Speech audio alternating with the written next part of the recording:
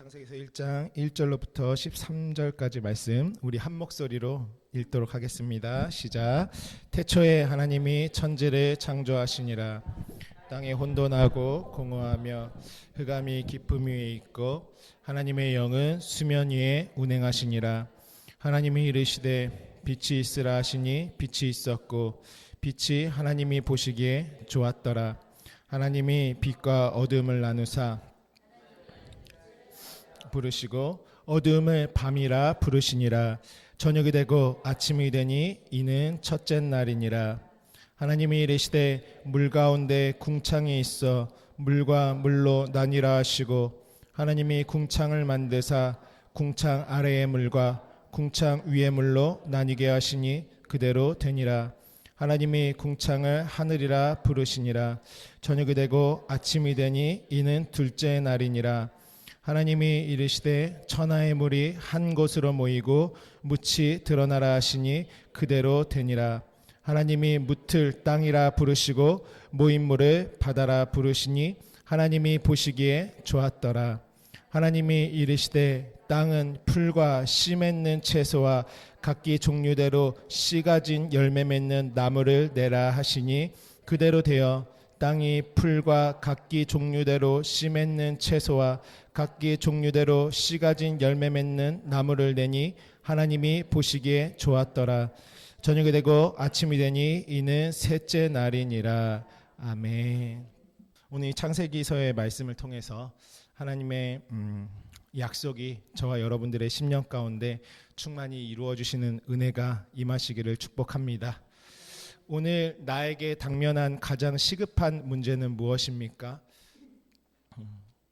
또한 나에게 내가 인지해야 할 나의 가장 필요는 무엇입니까? 그 첫 번째는 바로 하나님과 나와의 관계입니다. 하나님과 나와의 관계 외에 그 무엇도 우선시 될 수 없는 것이죠. 우리가 신앙생활에 이 부분을 놓쳐버리면요, 우선순위가 온전히 세워지지 않습니다. 그러니까 내가 당면한 심각한 문제를 우리는 눈에 보이는 어떤 육체 문제만을 인지하는데요. 하나님은 우리에게 말씀을 통해서 무엇을 말씀하시냐면 하나님과의 나 사이의 관계를 먼저 말씀하십니다.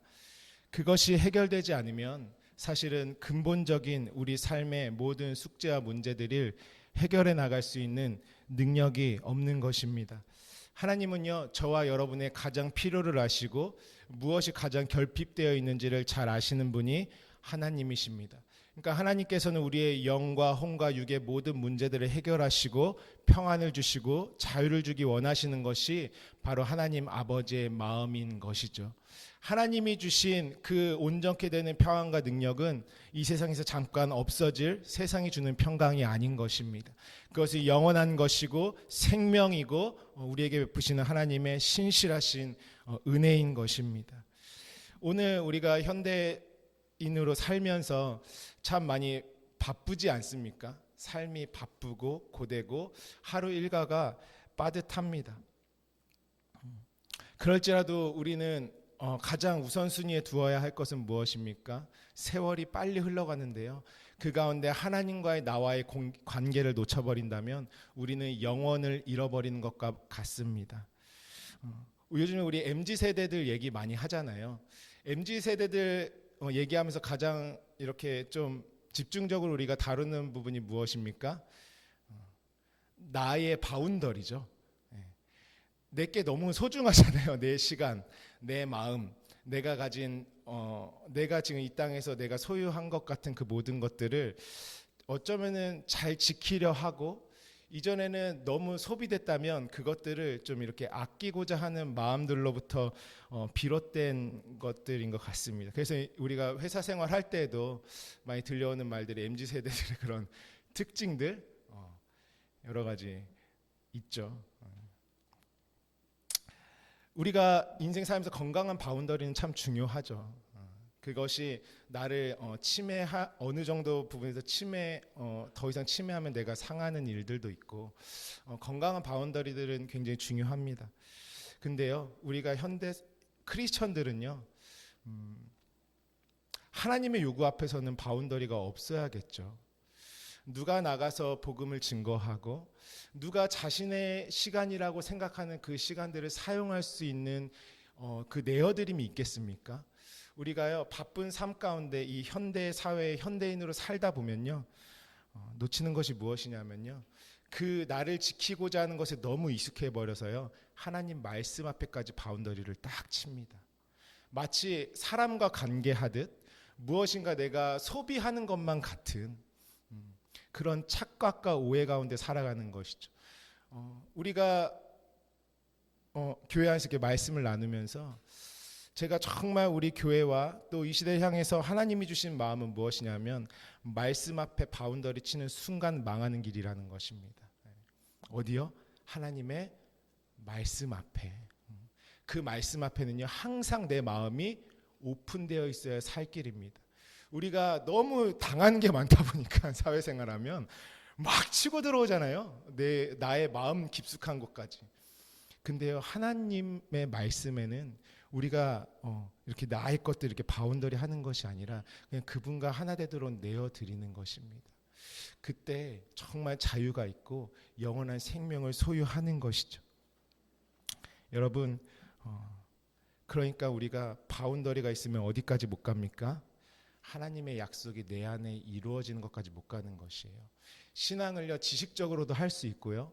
어떤 하나님의 말씀을 깨닫는 수준까지는 갈 수 있어요. 하지만 바운더리가 있는 순간 하나님의 살아계심을 내 안에서 나의 존재로서 경험하는 것은 사실상 불가능합니다. 저는 저와 여러분이 정말 하나님의 말씀 앞에는 완전히 우리의 마음과 뜻이 우선순위로 오픈되어 있으신 그 복을 누리시기를 축복합니다. 그 자가 바로 복된 심령인 것입니다. 오늘 우리가 다룰 것은 무엇이냐면 예수가 그리스도 되심입니다. 우리의 신앙은 무엇입니까? 예수께서 그리스도 되심을 믿는 신앙이고요.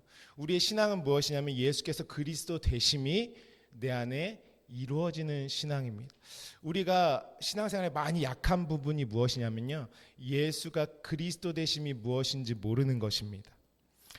그거 안에 진리와 복음의 핵심이 다 들어가 있죠. 무엇이라고? 예수가 그리스도 되심.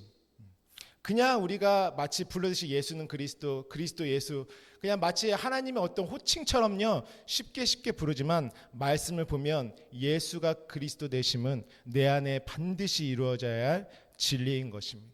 그러니까 예수가 그리스도 되심을 잃어버리면 사실은 신앙생활 그냥 헛하는 거죠. 헛수고하는 것입니다. 왜냐하면 그 가운데 진리와 복음의 핵심과 내 안에 이루어질 하나님의 목적과 뜻이 다 들어가 있기 때문에 그렇습니다. 그 말씀을 먼저 우리 좀 살펴보기를 원합니다. 사도행전 2장 36절 우리 한 목소리로 함께 읽어보도록 하겠습니다. 시작. 그런즉 이스라엘 온 집은 확실히 알지니 너희가 십자가에 못 박은 이 예수를 하나님이 주와 그리스도가 되게 하셨느니라 하니라. 아멘. 사도행전을 좀 중심적으로 먼저 볼 것인데요. 사도행전은 성령의 충만함을 받은 예수 그리스도의 제자들이 나가서 성령으로 복음을 증거한 내용들이죠. 그 제자 중에 오늘날 그 당시의 제자들만 들어있는 것이 아니라 내가 함께 들어가 있어야 되는 것이죠. 내가 그 12로 완성된 자가 돼야 되는 것이죠. 그때 이 오늘 말씀하는 것은 이스라엘 온 집은 어떻게 하려고요? 확실히 알아라 이렇게 말씀하고 계십니다. 그냥 하는 것이 아니라 이 부분은 확실한 것인데 십자가에 못 박은 예수를 하나님이 무엇이 되게 하셨다고요? 주와 그리스도가 되게 하셨느니라 이렇게 복음을 증거합니다. 그러니까 복음을 증거하는 진리의 핵심은 무엇이냐면 예수가 그리스도 되심을 증거하는 것이에요. 내가 복음을 증거한다고 하면 예수께서 그리스도 되심을 말할 수 있어야 하는 것입니다. 그것이 내 안에 경험된 자들은 말할 수 있겠죠. 사도행전 5장 42절도 우리 함께 읽어보겠습니다. 시작. 그들이 날마다 성전에 있든지 집에 있든지 예수는 그리스도라고 가르치기와 전도하기를 그치지 아니하니라. 아멘. 참된 복음 증거는 무엇입니까? 예수 천당 불신지옥. 그것도 복음 증거가 될 수 있겠지만 그것이 아니라 진정한 복음 증거는 예수가 그리스도 되심을 가르치는 것이 진정한 복음 증거인 것입니다. 예수가 그리스도 되심이. 9장 22절도 우리 함께 읽습니다. 시작. 사울은 힘을 더 얻어 예수를 그리스도라 증언하여 다메섹에 사는 유대인들을 당혹하게 하니라. 아멘. 사도행전 17장 3절도 우리 함께 읽도록 하겠습니다. 시작.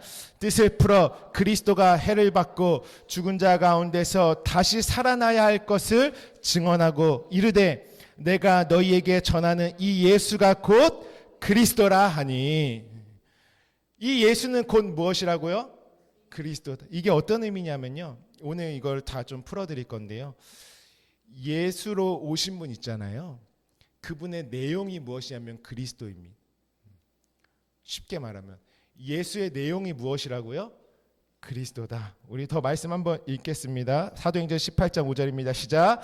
실라와 디모데가 마게도냐로부터 내려오매 바울이 하나님의 말씀에 붙잡혀 유대인들에게 예수는 그리스도라 밝히 증언하니. 아멘.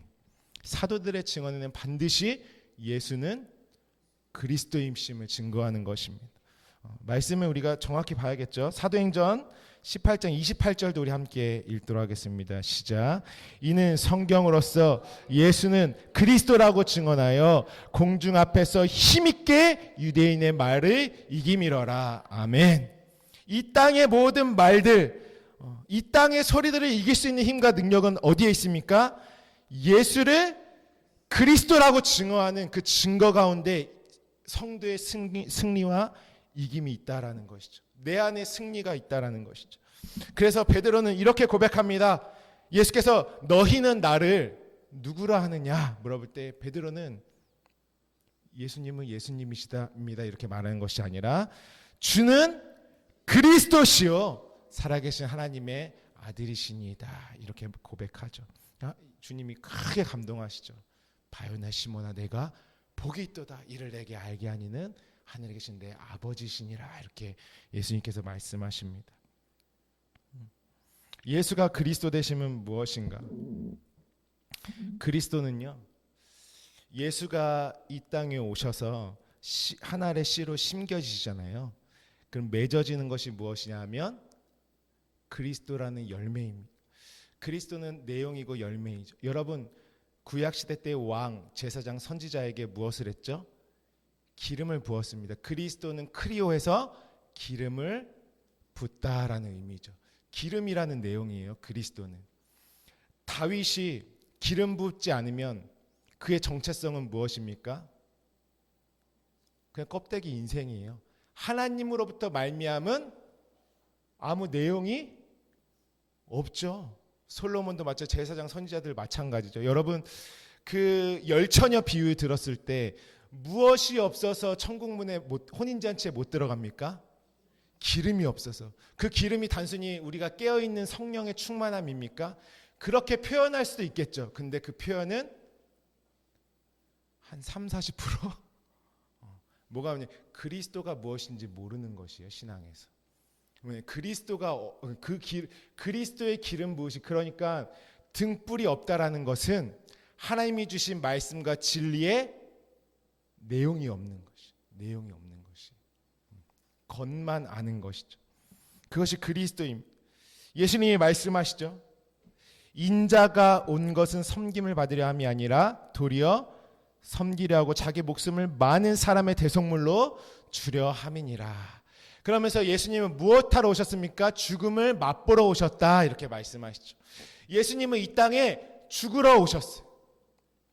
그래서요, 복음 가운데 확증되어 있는 하나님의 아들들이 된 자들은 예수를 무엇이라고 부르냐 하면 예수를 그리스도라고 부릅니다. 그러니까 그리스도라고 하는 예수가 나시는 것이 되는 것입니다. 그리스도라 칭하는 예수가 나시는, 그러니까 예수의 내용은 그리스도이신 것입니다. 하나님은요, 예수를 이 땅에 심으실 때에 어떤 열매를 바라시고 예수를 심으셨겠습니까? 그리스도라는 열매를 맺게 하시기 위해서 예수를 땅에 심으셔서 예수가 죽고 그리스도로 살아나면 예수는 무엇이라고 주는 그리스도이심이 드러나는 것이죠. 예수가 오셔서 죽으심은 무엇입니까? 율법으로서 육신의 것으로는 완전히 죽고 육신의 것, 예전에 우리 사륵스라고 했죠. 내 육에 속한 모든 것으로는 완전히 죽고 영의 신령한 것으로 다시 살아나게 사시기 위하심이다라고 말씀했습니다.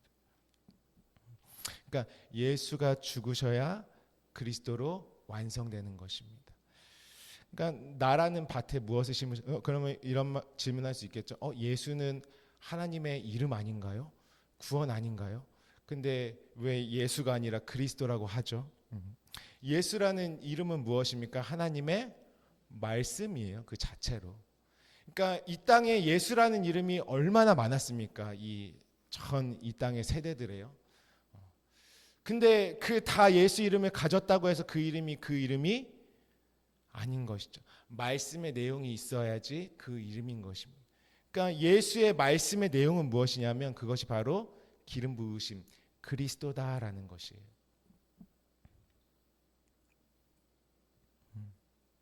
예수로 심고 그리스도로 다시 사는 것이죠. 오늘 창세기에서요, 빛과 물과 씨에 대해서 말씀하시죠. 첫째 날은 빛, 둘째 날 물, 셋째 날 씨.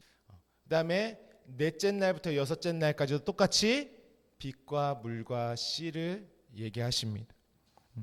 첫째 날부터 셋째 날까지 하나님이 흑암 가운데 공급해 주신 것이 빛과 물과 씨잖아요. 그 공급은 무엇으로 나타났습니까? 예수께서 말씀이 육신이 되어 이 땅에 현현하심, 나타나심으로 우리가 흑암과 어둠 가운데 있던 내가 그 빛이 무엇인지, 그 물이라는 진리는 무엇인지, 내 안에 심겨지는 씨가 무엇인지를 알기 시작하는 것이에요. 주님의 나타나심으로. 그래서 예수님을 무엇이라 고백합니까? 요한복음 1장 9절 말씀에 참 빛, 곧 세상에 와서 각 사람에게 비치는 빛이 있었나니, 흑암과 어둠 가운데 빛이 비춰진 것이죠. 그리고 이분은 누구십니까? 요한일서 5장 6절에 이는 물과 피로 임하신 이시니 곧 예수 그리스도시라. 물로만 아니요 물과 피로 임하셨고 증언한 이는 성령이시니 성령은 진리니라. 이렇게 말씀하십니다. 예수께서 무엇으로 임하셨다고요? 물로써. 그 물이 뜰에서는 무엇으로 경험되냐면 피로써 경험되죠. 그 피를 가지고 성소에 들어가면 진리의 성령의 말씀으로 그 물을 경험하는 것입니다. 그리고 또 무엇이라고 말씀하십니까? 요한복음 12장 24절에 내가 진실로 너희에게 이르노니 한 알의 밀이 땅에 떨어져 죽지 아니하며 한 알 그대로 있고 죽으면 많은 열매를 맺느니라. 이 한 알의 밀이 누구십니까? 오신 예수시죠.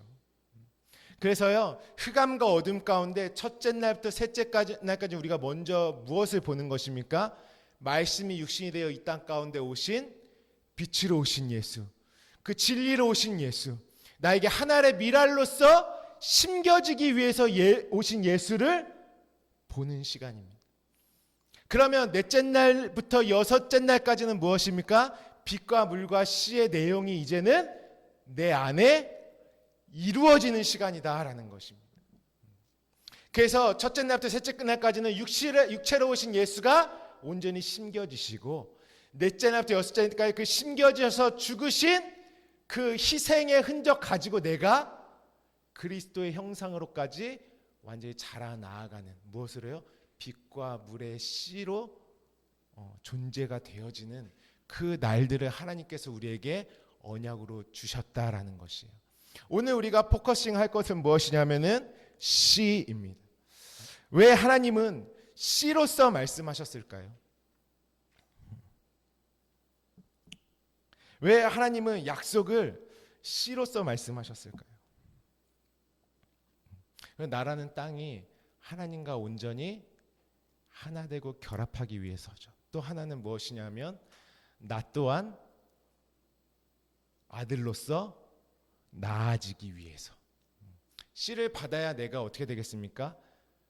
나아질 수가 있는 것이죠. 그래서 이 씨를 단순히 우리가 어떤 그런 이 땅에 식물을 심는 그런 종자를 얘기하는 것이 아니라 우리 원어로 보시면은 하나님이 이르시되 땅은 풀과 씨 맺는 채소와 각기 종류대로 씨 가진 열매 맺는 나무를 내라 하시니 그대로 되어 땅이 풀과 각기 종류대로 씨 맺는 채소와 각기 종류대로 씨 가진 열매 맺는 나무를 내니 하나님이 보시기에 좋았더라 이렇게 말씀하십니다. 베드로전서에도 말씀하시죠. 너희가 거듭난 것은 썩어질 씨로 된 것이 아니요 썩지 아니할 씨로 된 것이니 살아있고 항상 있는 하나님의 말씀으로 되었느니라 이렇게 말씀하십니다. 이 씨는 무엇이냐면 제라라고 해서요. 씨, 열매, 자손, 후손 이렇게 말하죠. 창세기서 3장 15절입니다. 이 같은 제라라는 말을 성경에서 어떻게 사용했는지 몇 가지만 함께 보겠습니다. 시작. 내가 너로 여자와 원수가 되게 하고 내 후손도 여자의 후손과 원수가 되게 하리니 여자의 후손은 내 머리를 상하게 할 것이요 너는 그의 발꿈치를 상하게 할 것이니라 하시고 아멘. 여자의 후손이라고 말하고 있죠. 여자의 후손은 누구입니까? 예수 그리스도시요 또한 그리스도로 나아진 저와 여러분입니다. 우리가 사단의 머리를 상하게 하는 자들인 것이죠. 그것에서 말하는 것이 무엇이면 제라 같은 말입니다. 오늘 창세기에서 그 땅에 씨 맺는 채소와 씨 맺는 열매 맺는 씨 가진 열매 맺는 나무를 내라 하셨던 그 씨가 바로 이 제라입니다. 제라는 성경에서 자손, 후손, 열매들로 함께 사용되었죠. 함께 4장 25절 한번 볼까요? 창세기 4장 25절. 가인이 아벨을 죽였어요. 그리고 어떤 고백이 나오는지 우리 함께 보겠습니다. 4장 25절입니다. 시작. 아담이 다시 자기 아내와 동침함에 그가 아들을 낳아 그의 이름을 셋이라 하였으니 이는 하나님이 내게 가인이 죽인 아벨 대신에 다른 씨를 주셨다 함이며 셋으로 나오는 것이죠. 아벨은 누구입니까? 죽으러 오신 가인과 같은 나로 말미암아 내 형제로 오셔서 죽으신 예수를 상징하는 것이죠. 셋은 무엇입니까? 그 죽으심으로 말미암아 정말 하늘의 씨로 나오시는 그리스도를 상징하는 것입니다. 가인대로 말미암아 아벨이 죽으면 누가 나옵니까? 다른 씨, 곧 셋으로 나오는 것입니다. 아브라함과 약속하실 때도 우리 창세기 13장 한번 가볼까요? 창세기서 13장 15절부터 16절 함께 보겠습니다. 아브라함과 약속하시는 것이죠. 있습니다. 시작.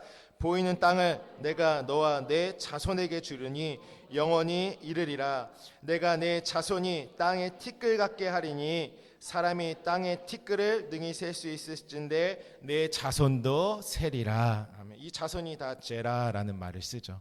씨예요. 씨. 약속의 씨, 언약의 씨. 이 씨 안에는 누구도 들어가 있어야 합니까? 씨의 열매로서 나도 나아져야 하는 것이에요. 그러니까 성경은 계속 어떤 역사입니까? 하나님은 약속을 씨로 주시고 그 씨로 말미암아 낳고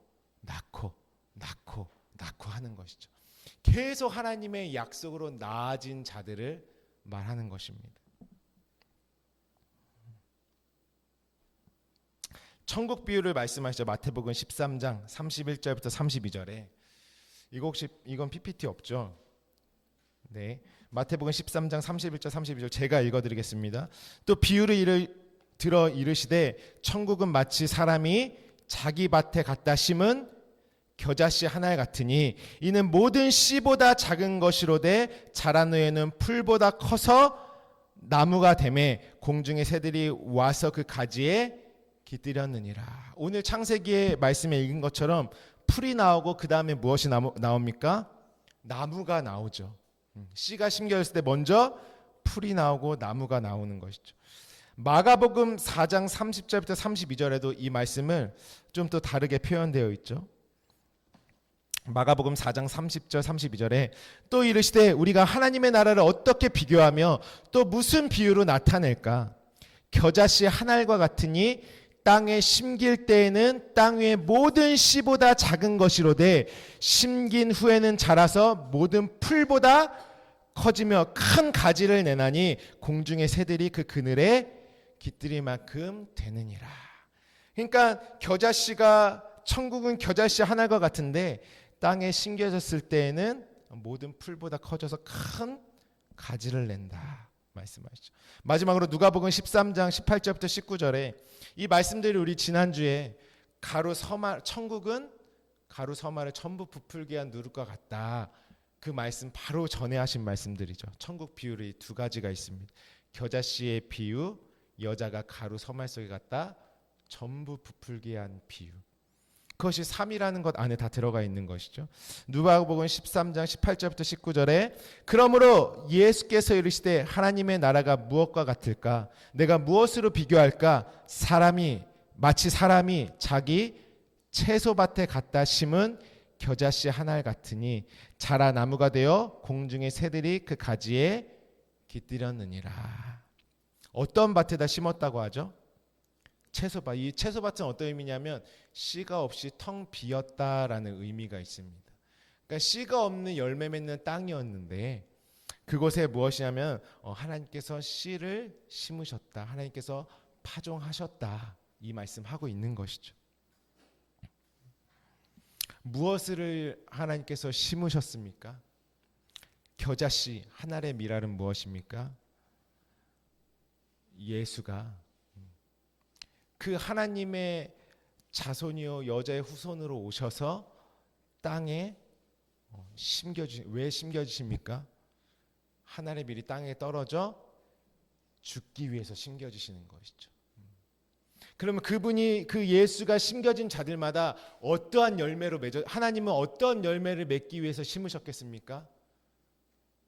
그리스도를 맺기 원하시는 것이에요. 하나님은.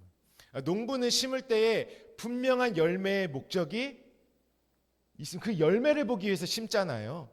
그러니까 하나님의 약속은 무엇이냐라고 할 때 뭔가 애매모호하죠. 하나님의 약속을 지금 씨로 심으시는데요. 그래서 아브라함에게도 씨로서 언약을 하시죠. 그 자손과 후손으로서.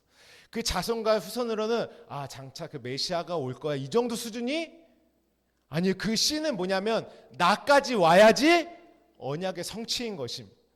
예수가 후손으로 오셔서 심어지시고 죽으시면 그가 그리스도로 부활하시잖아요. 그리스도 되심이잖아요.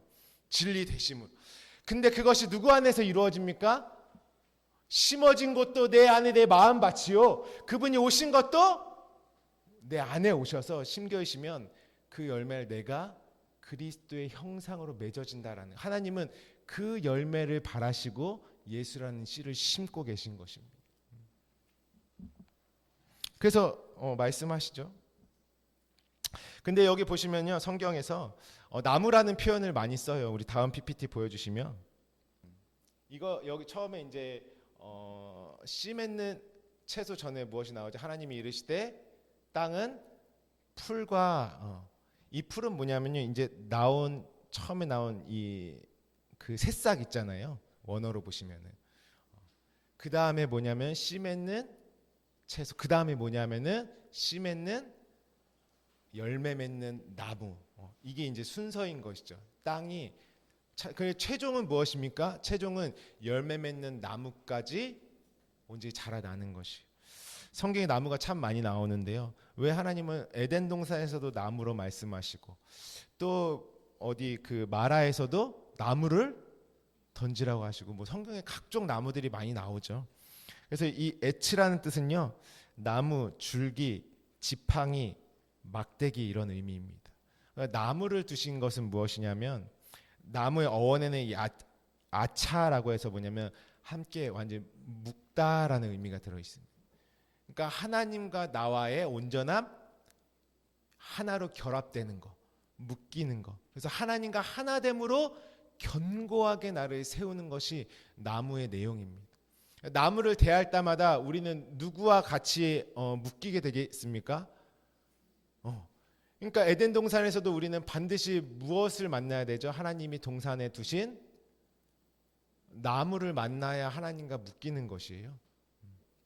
그래서 성경의 모든 나무를 딱 통틀어서 어떠한 나무로 이것이 귀결되냐면 요한복음 15장 1절부터 8절에 나오는 포도나무.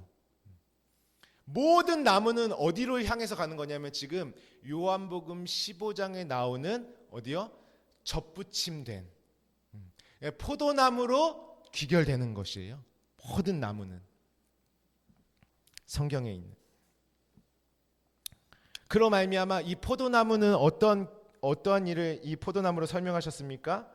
하나님과 내가 온전히 결합되는, 그렇죠? 결합되고 묶이고 접붙임되는 것. 나무가 중요하죠. 그 포도나무에서 어떤 열매가 나오냐면 그리스도라는 열매가 맺히는 것이에요. 우리 한번 요한복음 15장 함께 가보겠습니다. 요한복음 15장 1절부터 8절 말씀입니다. 요한복음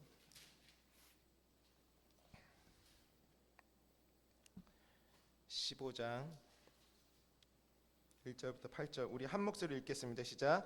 나는 참 포도나무요 농부라. 물은 내게 붙어 있어 열매를 맺지 아니하는 가지는 아버지께서 그것을 제거해 버리시고 물을 열매를 맺는 가지는 더 열매 맺게 하려 하여 그것을 깨끗하게 하시느니라.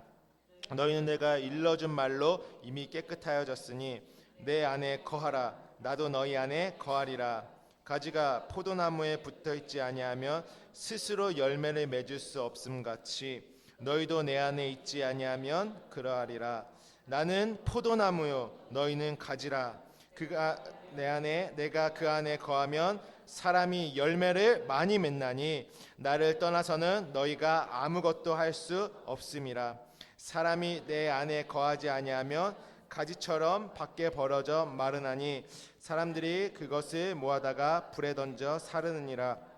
너희가 내 안에 거하고 내 말이 너희 안에 거하면 무엇이든지 원하는 대로 구하라. 그리하면 이루리라. 너희가 열매를 많이 맺으면 내 아버지께서 영광을 받으실 것이요 너희는 내 제자가 되리라. 아멘. 열매 맺기 위해서 내 안에 심어지는 것은 무엇입니까? 말씀이 육신이 되어 오신 예수님인데요. 그분은 무엇 가지고 오셨습니까? 아버지의 마음의 말씀을 가지고 심겨주신 것이에요. 그러면 여기서 말하죠. 너희가 내 안에 거하고 내 무엇이 너희 안에 거한다고요? 내 말이. 그냥 예수 하는 것이 아니라요. 예수께서 이 땅에 오셔서 하신 무엇이요? 모든 말씀으로 심겨주시는 것이에요. 나는 예수 믿어요가 아니라 예수를 믿는 것은 무엇입니까? 예수께서 이 땅에 오셔서 하신 모든 말씀, 그분이 행하신 모든 비유들, 이적들, 그분이 행하신 모든 일이 내 안에 심겨진다라는 것이에요. 그냥 나는 예수 믿어요가 아니라 육체로 오셔서 그분이 행하신 모든 것이 내 안에 심겨져야 하는 것입니다. 그렇지 않으면 나는 길가밭이 되겠죠. 다른 것이, 그러니까 내 몸 밖에 눈에 있는 예수만을 믿습니다 하는 것이죠. 그분은 말씀으로 오셔서 우리에게 심겨주시는데요. 보시면요, 먼저는 우리가 접붙임이 되잖아요. 내게 붙어 있어 15장 2절에. 근데요, 내가 접붙임 되면 끝이 아니에요. 열매를 맺지 못하면 어떻게 하신다고 하십니까? 가지를 그것을 제거해 버린다고 말씀하십니다. 열매를 맺지 못하는 가지는, 그러니까 접붙임으로 끝나는 게 아니라요, 열매를 안 맺으면 어떻게 하냐면 그것을 제해 버리신다. 중요한 것은 무엇이냐면 열매를 맺어야 한다라는 것이죠. 그 열매는 무엇입니까? 그 열매가 바로 그리스도예요. 그리스도로 맺어 우리는 어떤 형상으로까지 자라나가는 것입니까? 그리스도의 형상으로. 그러니까 바울이 고백하죠. 내가 그리스도와 함께 십자가에 못 박혔네. 이제는 내가 산 것이 아니요 내 안에 그리스도께서 사신 것이라 라는 것이죠. 열매는 내가 뭐냐면 그리스도가 내 머리가 되심으로, 내가 하나님의 베레시트의 언약이죠. 그 열매가 되심으로 내가 그리스도가 되는 것입니다. 그분 안에, 그분으로서 내가 나의 존재가 완전히 하나 되어져서, 쉽게 말하면 내가 곧 그리스도가 되는 것이에요. 왜? 그분이 내 머리시기 때문에. 그분과 내가 분리되어 있지 않고 온전히 하나이기 때문에 그것을 열매라고 하는 것입니다. 그것을 열매라고 하는 것이죠. 그러니까 예수가 심겨지면 자라나면 무엇으로, 자라나서 열매 맺는 것은 무엇으로 되는 것입니까? 그것이 그리스도입니다. 그리스도. 그러니까 그리스도로 이루심이 무엇인지 모르면, 그리스도로 이루셨다라는 것은 무엇입니까? 이제 그것을 우리가 함께 나누겠습니다. 여기 보시면은 창세기 15장 18절에 다음 PPT 한번 보여주시면요.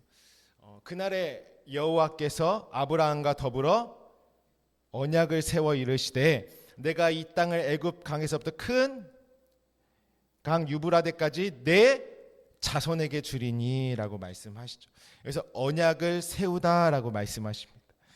언약이라는 것은 어떤 것이냐면 베리트라고 해서 계약, 동맹, 연합. 근데 어떤 뜻이 있냐면 조각, 고기의 조각들 사이로 지나가서 맺어진다 이렇게 돼 있습니다. 이게 원어의 의미이죠. 고기 조각들 사이로.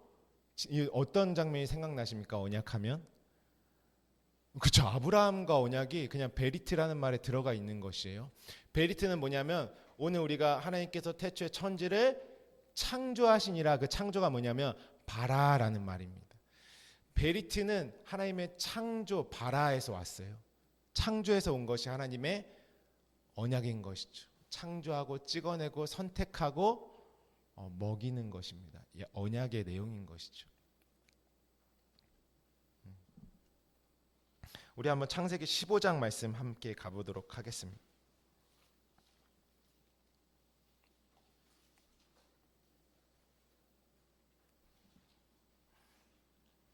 창세기 15장 9절부터 말씀 함께 읽습니다. 9절부터 10절까지 읽겠습니다. 시작. 여호와께서 그에게 이르시되 나를 위하여 3년 된 암소와 3년 된 암염소와 3년 된 순양과 산비둘기와 집비둘기 새끼를 가져오지니라. 아브라함이 그 모든 것을 가져다가 그 중간을 쪼개고 그 쪼갠 것을 마주 대하여 놓고 그 새는 쪼개지 아니하였으며 솔개가 그 시체 위에 낼 때는 아브라함이 쫓았더라. 이렇게 말씀하고 계시죠. 하나님의 언약을 아브라함이 봤어요. 하나님으로 말미암아 주어진 언약이 셋째 것으로 완성으로 너에게 이루어져라라는 지난 시간의 말씀이죠. 그것을 받았어요. 근데 그걸 받아서 아브라함이 어떻게 합니까? 반으로 나눠버. 이게 어떠한 장면이냐면 예수께서 이 땅에 육체로 오셨어요. 우리가 구약 성경도 읽고 신약 성경도 있지 않습니까? 구약의 언약을 신앙에 예수께서 오셔서 이루고 계시는구나. 누가 봤어요? 내가 봤어요. 그 언약을. 근데 우리는 그걸 받아서 어떻게 하냐면은 내가 하나님의 언약의 내용을 받아서 내 안에서 내가 반으로 나누는 것입니다. 우리는 무조건 하나님이 주신 거 보면 어떻게 되냐면 인간은 반으로 딱 나눠집니다. 그것이. 그다음에 내 안에서 선한 것, 악한 것, 더러운 것, 깨끗한 것, 빛, 어둠. 무엇이냐면 예수님이 이 땅에 오셔서도요 말씀 딱 하시니까 그 말씀으로 오늘 창세기에서 다 계속 어둠과 빛이 어째 좋은 나눔이던 그냥 내 정욕으로 막 다 내 뜻대로 나눠버리는, 어쨌든 내 안에 오면 다 계속 말씀이 나누어집니다. 두 개로. 과정인 것이죠. 그게 뭐냐면 아브라함이 가져다가 두 개로 딱 줘. 그 두 개로 나눠진 것이 무엇이라고 했죠? 구렁이라고 했죠. 우리가 하나님과 나 사이의 구렁이 뭐냐면 내 안에 땅의 것들로 하늘의 것들을 계속 나누는 것입니다. 우리가 신앙생활을 해도요, 나누는 거는 언제든지 할 수 있어요. 사실은 잘 나누는 것도 은혜거든요. 과정이기 때문에 분별도 하고요. 주님의 말씀이 이렇게 성취되는 것이야. 여러 가지 말씀이 이해도 되고요. 깨달아지는 것까지 올 수 있습니다. 근데 아브라함이 어떻게 됐습니까?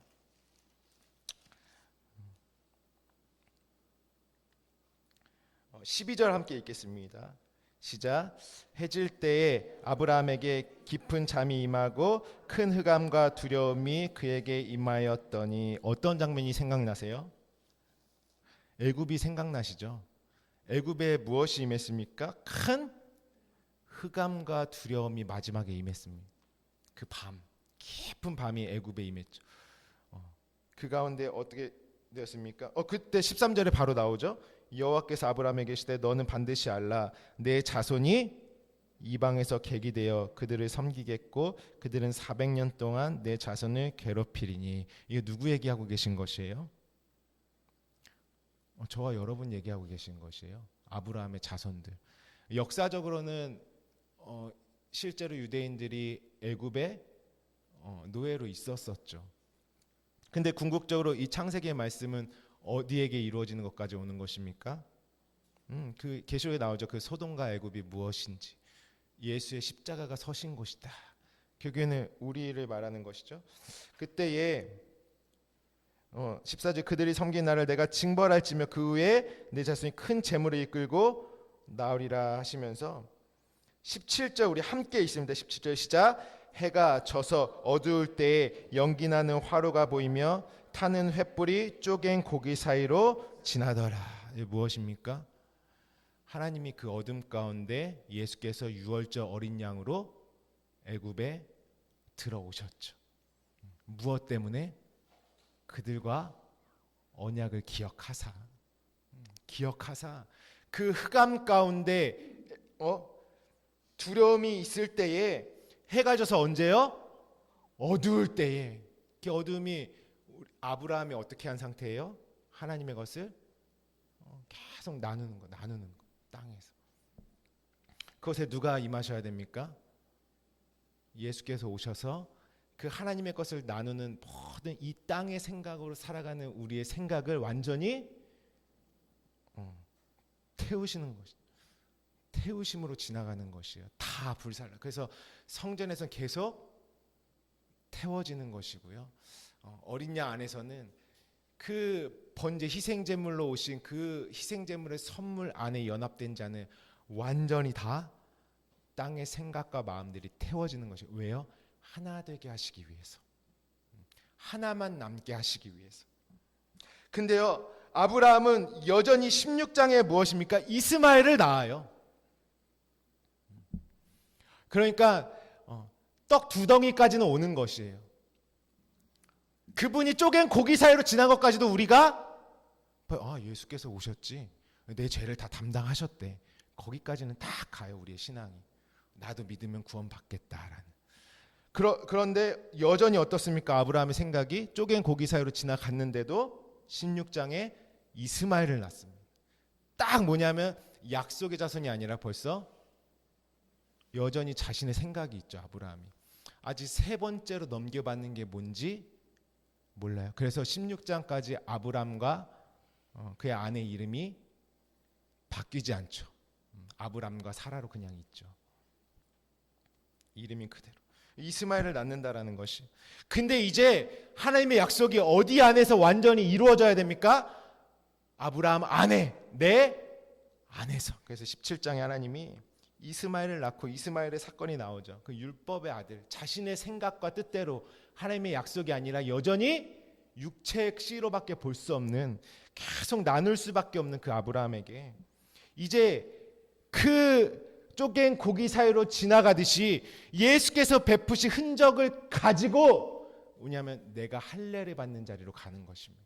할례를 받는다는 건 내가 연합해서 이제 완전히 죽는 것이죠. 그래서 17장에 무엇이냐고 하면 하나님이 아브라함에게 할례를 명령하십니다. 우리 17장 한번 가보겠습니다. 17장 5절에 하나님이 이름을 바꿔주시죠. 먼저 이제 후로는 내 이름을 아브람이라 하지 아니하고 아브라함이라 하리니 이는 내가 너를 여러 민족의 아버지가 되게 하려 함이라. 그러면서 또 자손과 후손을 계속 약속하시죠. 후손으로 나아질 것을, 아들이 될 것을 약속하시는 것입니다. 그리고 10절부터 너희 중 남자는 다 할례를 받으라. 이것이 나와 너희와 너희 후손 사이에 지킬 내 언약이니라. 너희는 포피를 베어라. 이것이 나와 너희 사이의 언약의 표징이. 어떤 것이 있어야 돼요? 포피를 벤 흔적이 있어야 되는 것이에요. 이 포피를 벤다는 것은 무엇이냐면 이제 나의 그 나눠진 것 때문에 예수가 그 구렁 가운데 오셔서 모든 말과 모든 비유와 이적과 흔적과 그 죽으심의 공로를 가지고 오심을 봤어요. 거기 갔는데 그 흔적 받았으면 이제 누가 죽는 차례로 가는 것입니까? 내가 죽는 것이 할례예요.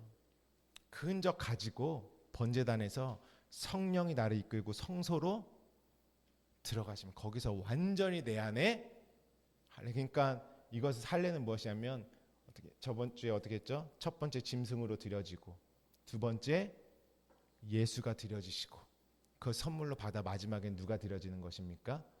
내가. 그래서 그것을 무엇이냐면 너희는 하나님의 거룩한 산제사라고 그래요. 산제사는 무엇이냐면 세 번째 낮까지 드려졌을 때 그것을 산제사라고 합니다. 여러분, 제사는 죽이는 거지 않습니까? 계속 잡는 거잖아요. 죽이고 피를 흘리고 죽는 것인데 하나님이 왜 산제사라고 하셨습니까? 내가 죽는 거는 그 순간 생명으로 마지막으로 완성되기 때문에 그래요. 내가 완성되는 거, 내 안에 이루어지는 거. 그것이 아브라함이 어떻게 하냐면 세 번째 자신이 드려지는 것까지 말씀하신 것이 바로 할례입니다. 그래서 17장에는요 15절에 하나님이 또 이르시되 17장 15절에 하나님이 또 아브라함에게 이르시되 내 아내 사레는 이름을 사레라 하지 말고 사라라 하라. 아브라함과 사라의 모든 이름을 다 그때 바꿔주신 것이. 그러니까 언약이 이제 어디까지 온 것이에요? 내 안에 이루어질 때까지 온 것입니다. 그러니까 우리가 주님이 오신 것도 다 봐요. 근데 크리스천들의 삶이 보면 뭐냐면 결국엔 내가 낳는 건 계속 이스마엘이에요. 예수는 믿는데 또 그냥 하나님과 내가 어떻게 돼요? 무엇이 분리되어 있어요? 생각과 마음이 분리되어 있어요. 말씀을 깨닫기까지는 하는데요. 결국 나오는 열매는 계속 이스마엘인 것이. 왜요? 세 번째까지 못 가서 그렇습니다. 말씀으로 내가 완전히 죽는 그 자리를 경험하기 힘든 것이. 세 번째까지 무엇이냐면 산 제사까지 와야 내가 완전히 그리스도 안에서 나아졌다라는, 하나님은 그 열매를 보기 원하시는 것이에요. 내가 그리스도로 그래서 할례는 무엇입니까? 너희 마음에 행하라 이렇게 말씀해 신약에. 그리고 너희 눈과 귀에 할례를 받는 것이다 이렇게 말씀하십니다. 내 생각과 마음이 완전히 이전의 생각과 마음이 죽는 것이 계속 나한테만 오면 반으로 나눠지는 것까지는 가죠.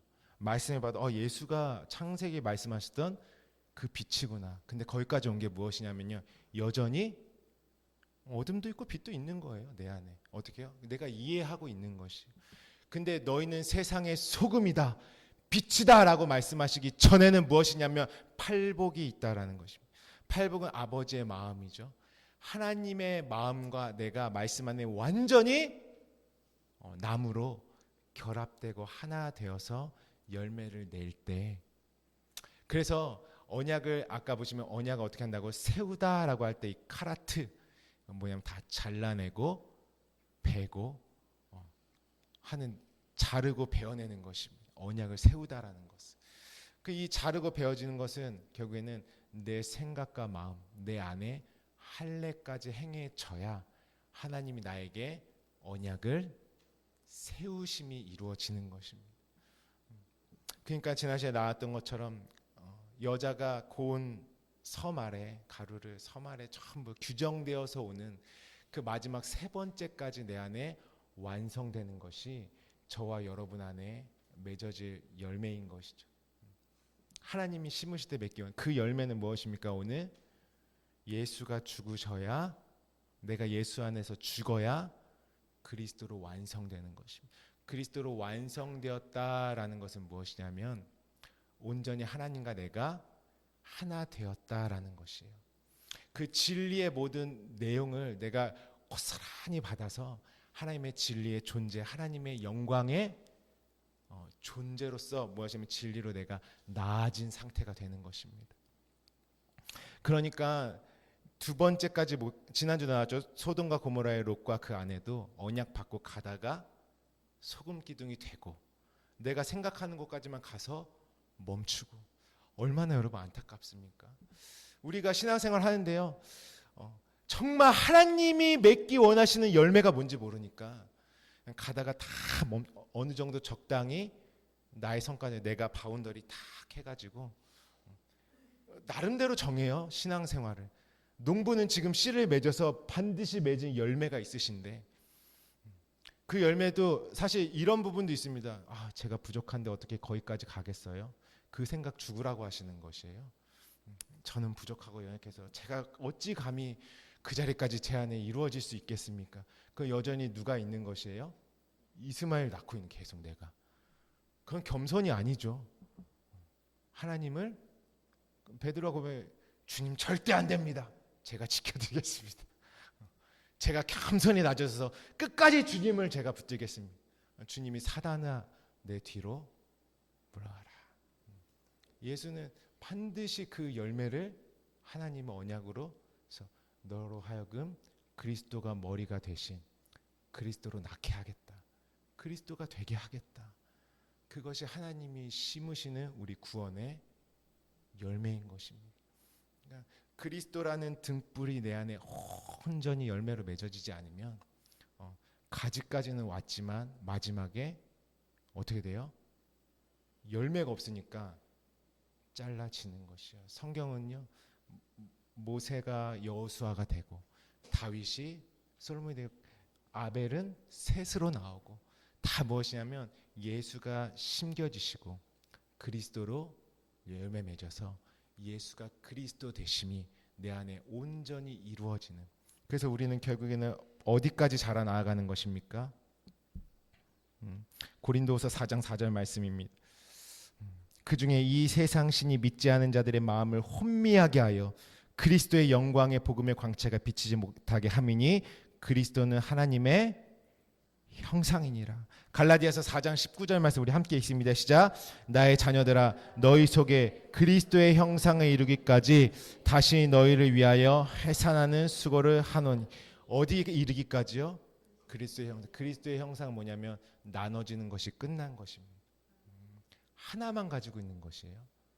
하나님의 마음, 그리스도의 머리 대신 그 독생자로 이루어진 이 땅에서 눈에 보이는 나눠진 것으로만 계속 보는 그 과정 가운데 머물러 있어서 약속이 멈춰버리는 것이 아니라 이제 어두움에 있던, 그렇게 있을 수밖에 없는 나는 죽는 것입니다. 완전히 죽. 그리고 그리스도와 연합했다는 것은 모든 이 세상도 말씀도 하나님이 나에게 주신 그 약속의 모든 내용이 하나로 임했다. 하나. 진리 하나로만 이루어져 있는 마음, 생각, 뜻, 그분과 내가 무엇으로요? 나눠져 있지 않는. 그러니까 우리가 주님 영광 받으시옵소서 아무리 찬양해도 마음이 그분과 다르면 영광이 안 되는 것입니다. 내용이 없는 것이. 하나님은 오늘 그 기름 부음 그리스도로 온전히 우리를 열매 맺기를 원하십니다. 그래서 예수를 심으셨습니다. 그래서 우리는 하나님의 형상으로까지 완성되는, 그러므로 열매는 그리스도시요 그리스도는 우리의 머리시요 그리스도가 머리라는 것은 나도 이제 그리스도이다라는 것이고 내 존재는 그냥 그리스도 자체가 되는 것이고 내가 산 것이 아니라 내 안에 그리스도께서 사신 것이 되는 것입니다. 우리는 어떠한 마음 가지고 살아가고 계십니까? 바울이 고백하지 않으면 우리는 그리스도의 마음을 가졌다 이렇게 말하지 않습니까? 그분의 마음으로 살아가는 것입니다. 그러니까 우리는 하나님과 나 사이에는 어떠한 바운더리도 없는 것이에요. 그분은 나의 모든 것들을 빼앗아가는 분이 아니세요. 이 세상의 헛된 우상들 신처럼 내 것을 착취해가지고 나에게 충성해라 그러면 내가 복주게 하는 그런 더러운 우상과 같은 그런 쓰레기와 같은 세상의 종교가 아니라는 것입니다. 하나님은 어떻게 해요? 빛과 물과 씨는 하나님이 섬겨주셔야지만 내 안에 있는 것이, 안 그러면 나는 어둠이잖아요. 계속 빛이 그분이 임하시고 씨로 오시고 물로써 우리에게 나타내 주셔야지, 그분이 섬겨주셔야지만 내가 가질 수 있는 것입니다. 그러니까 하나님이 우리에게 주신 복은 나로 하여금 살라고 주시는 것입니다. 하나님의 그 아름다운 열매를, 영원한 열매를 맺으라고 우리에게 섬겨주시는 것입니다. 그러니까 인자가 온 것은 섬김을 받으려 함이 아니고 도리어 섬기러 왔다라고 하신 것은 그분이 말씀의 모든 내용을 가지고 나 살리실 하늘의 풍성한 모든 것을 가지고 내가 너 안에서 죽을 것이다, 내가 그 안에 심겨질 것이다, 이렇게 오신 것입니다. 주님은요 우리 것 뺏어가시지 않으세요. 영원한 것으로 채우시고 갚아주시는 갑절의 열매, 그리스도로 맺어진 그 열매를 주시고자 하시는 것이 하나님의 은혜다라는 것입니다. 그러니까 여러분, 우리가 이제는 내 모든 문제들, 마음들, 아브라함이 이스마엘을 낳듯이 내 안에 계속 싸질물 짓고 있지 않으시기를 주님의 이름으로 축복합니다. 그 내 안에 모든 문제들 어디요? 십자가 앞에 다 던지고 영문 밖에 다 불살라 버리고 우리는 그리스도로 완성되기 위해서 주님을 향해 달려 나아가는 것입니다. 그것이 바로 우리에게 가장 첫 번째로 우리가 가져야 할 가장 시급한 일이고 가장 중요한 일이고 가장 전부가 되는 일입니다. 그 예수로 말미암아 그리스도로 이루시는 그 복음의 역사에 나의 마음을 활짝 열어드린 사람이 바로 복이 있는 사람입니다. 팔복의 마음을 가진 사람입니다. 그렇기 때문에 너희는 언약의 소금이다 이렇게 말씀하시는 것입니다. 시간 우리 함께 기도하기로 원합니다. 기름 부음이 임해야 그 다음의 삶을 살아가는 것이, 다윗이 기름 붓지 않으면 아무것도 아닌 것입니다. 예수가 그리스도이심을 알지 못하면 가라지인 것입니다.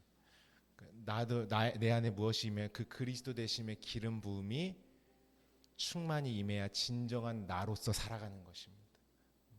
그것이 하나님이 나를 만드신 진짜 나인 것입니다. 같이 기도하실 때 하나님은 오늘 셋째 날의 언약을 통해서 무엇을 말씀하시냐면 이제는 씨, 그 약속의 열매를 맺어라 이렇게 말씀하시는 것이, 그것은 무엇이냐면 할례까지 와야 된다, 세 번째까지 와야 된다.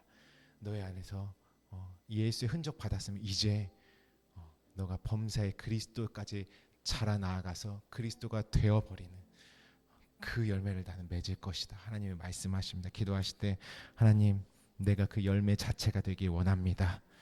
진리로 그리스도로 나아진 자가 되기 원합니다. 그래서 내가 약속의 자손이 되는 것이에요. 내가 그 약속의 아들들이 되는 것이고 천국의 아들들이 되는 것입니다. 내 얘기하는 것이면 그 씨는 하나님, 내가 나아지기를 원합니다. 진리로 그리스도로 열매 맺기를 원합니다. 내 안에 하나님 말씀하여 주시고 말씀이 이제 하나로 생명과 진리로 임하게 하여 주시옵소서. 오늘 주신 말씀 붙들고 함께 기도합니다.